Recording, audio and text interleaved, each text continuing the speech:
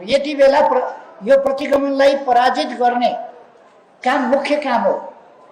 प्रतिगमनलाई पराजित गर्नुपर्दछ। यति बेला सबै लोकतान्त्रिक शक्तिहरू, वामपन्थी शक्तिहरू मिलेर कार्यगत एकता माध्यमबाट जानैपर्छ र पराजित गर्नैपर्छ प्रतिगमन। लोकतन्त्रका निम्ति लड्ने पञ्चायत विरोधी र निरङ्कुशता विरोधी शक्तिहरूको एकतालाई कमजोर बनाउँछ।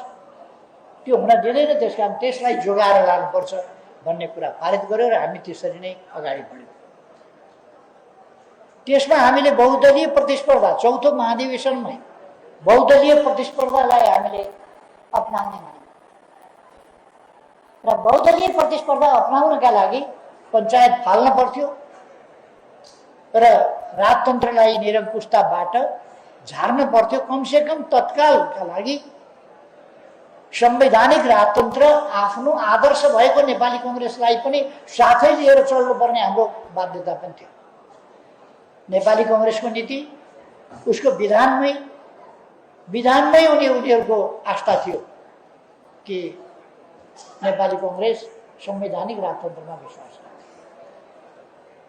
त्यसकारण हामीले पञ्चायत ढाल्ने कुरा र संवैधानिक राजतन्त्रमा तत्कालका लागि सम्झौता गर्नुपर्ने र त्यसका लागि आन्दोलन गर्नुपर्ने र आन्दोलनलाई एउटा मोडमा अगाडि बढाउनु पर्ने र बहुदलीय व्यवस्थासम्म पुर्याउनु पर्ने त्यो आवश्यकता थियो।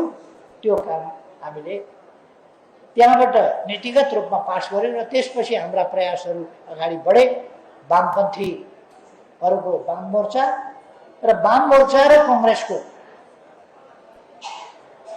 कार्यगत एकता, त्यसबाट 46 सालको आन्दोलन सफलतापूर्वक आयोजना गरियो र राजतन्त्रको निरङ्कुशतालाई हटाइयो र निर्दलीय पञ्चायती व्यवस्थालाई हटाइयो। त्यो एउटा ठुलो उपलब्धि थियो। त्यस बेला हामी कांग्रेससँग पनि मिलेका हौँ, वामपन्थीहरू पनि मिलेका हौँ, सबै मिलेका हौँ। यो प्रसङ्ग मैले किन ल्याएको भने फेरि आज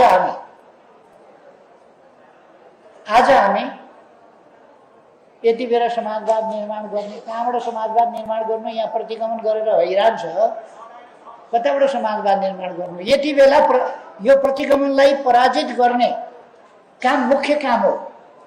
प्रतिगमनलाई पराजित गर्नुपर्दछ। यति बेला सबै लोकतान्त्रिक शक्तिहरू, वामपन्थी शक्तिहरू मिलेर कार्यगत एकता माध्यमबाट जानैपर्छ र पराजित गर्नैपर्छ प्रतिगमनलाई।